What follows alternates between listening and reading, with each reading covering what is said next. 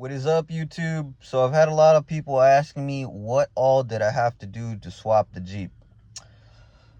It's pretty straightforward.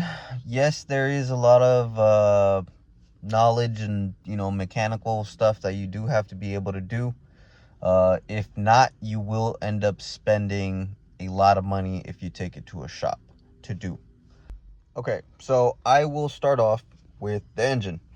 The engine doesn't really matter if it's from a Trackhawk, if it's from a Hellcat, or a TRX. I ended up getting mine from a 2016 Hellcat, I believe. The oil pressure sensor, knock sensors, and I believe the crank sensors were different. I ended up using the Jeep, the stock 14 sensors, and I made those work. The thermostat housing, you do have to use a Trackhawk one because it does point different. The Hellcats point the other direction. I ended up using the Trackhawk radiator hoses, upper and lowers. I got the stock Trackhawk heat exchanger, and I ended up getting the auxiliary pump for the supercharger from Solis Racing. I ended up going with the one that flows more. To run that, you do have to figure out where you want to position it. I kind of referenced myself with the stock Trackhawk location, and I ended up putting some riv nuts into the frame and bolting it down by the passenger front tire. All the hoses from a Trackhawk work. I think I ended up just making one hose for that. Well, that hose went from the pump to the heat exchanger, I believe. And I just ended up using, I got the stock Trackhawk lines, and I used, for one of the lines, I just ended up cutting the ends off and putting those onto another piece of hose, and that solved that issue. The reservoir for the supercharger, I just got a stock Trackhawk one. I got the stock Trackhawk lines, all that stuff. Easy, nothing to it, nothing too crazy. Oil cooler.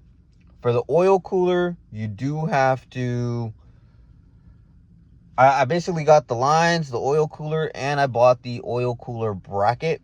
I can't remember the company that I bought the parts from, but it was all Mopar stuff, so it was all OEM stuff.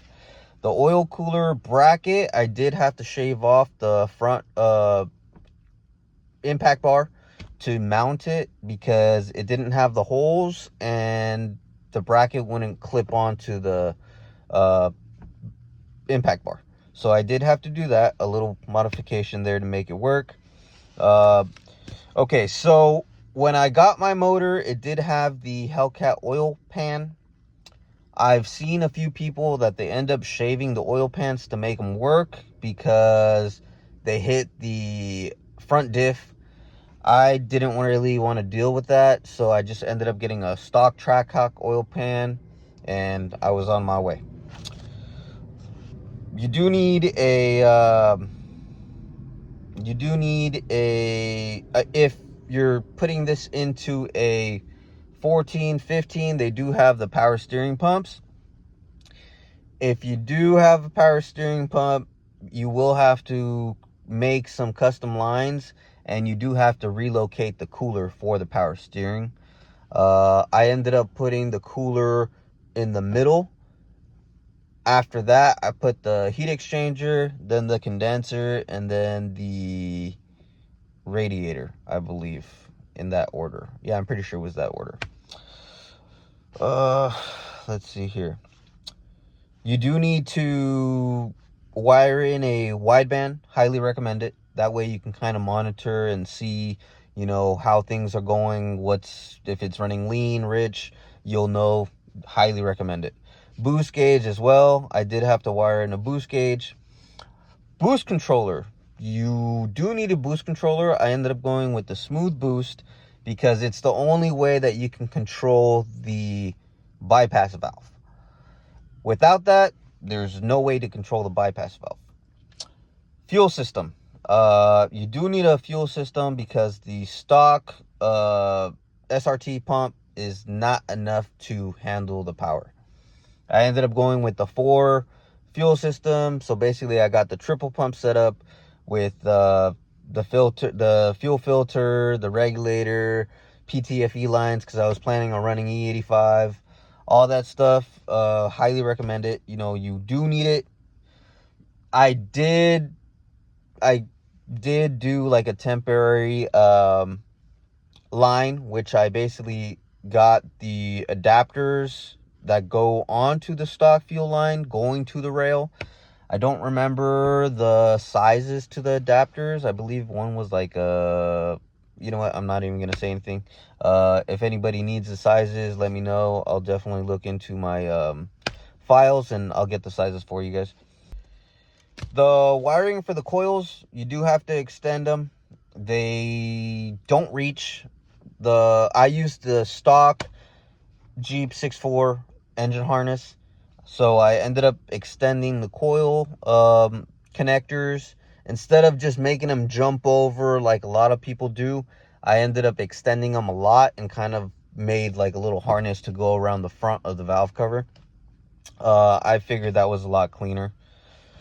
The ECU for the 14s, you don't have to get unlocked. 15 and up, you do have to get them sent out to get unlocked. Tune. You do need somebody that is able to tune these cars. I ended up going with 2 different people. The first guy, he didn't really know too much of what he was doing. I ended up going with another guy. They were able to tune it, and pretty much after that, it was pretty good. So tuning is a big part. They really do have to understand and know how to deal with independent sources, because the smooth boost is kind of on a standalone harness, you could say, by itself. It's not integrated like the Trackhawks, where everything, you know, is there, from the radio to all the other stuff that tells you what the engine is doing and all that stuff. Whoever's tuning the vehicle has to know what they're doing.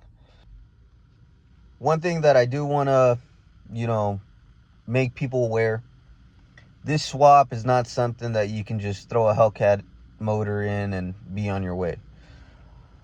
You do have to go with upgrading the transmission, transfer case, differential. All that stuff has to be able to keep up with the engine power. I was on the stock SRT transmission, stock SRT transfer case, and stock SRT diff. I did have plans to upgrade that stuff whenever they did go out. For me, you know, that point didn't happen because I didn't really get to enjoy the car a lot. As I mentioned in one of the previous videos, it did get totaled. I'm not going to go too much into detail on that, but you know, it's unfortunate, but it is what it is. And that's when I decided to get the Trackhawk and pull that into the channel. I do have plans on swapping my 86. I had done a Coyote swap back in 2016 in that. Had a lot of fun. But now I do want to do a Hellcat swap in that thing. So stay tuned for that. It's going to be a learning curve because I kind of don't know really what I'm doing. I'm just kind of getting parts, and when I get to the point where you know, we start mocking things up, then, you know, I'll keep you guys updated on that. But subscribe. Any questions, let me know. If you have questions, send me a message. I'll see what I can do to get back to you and answer them. But yeah, like and subscribe, guys.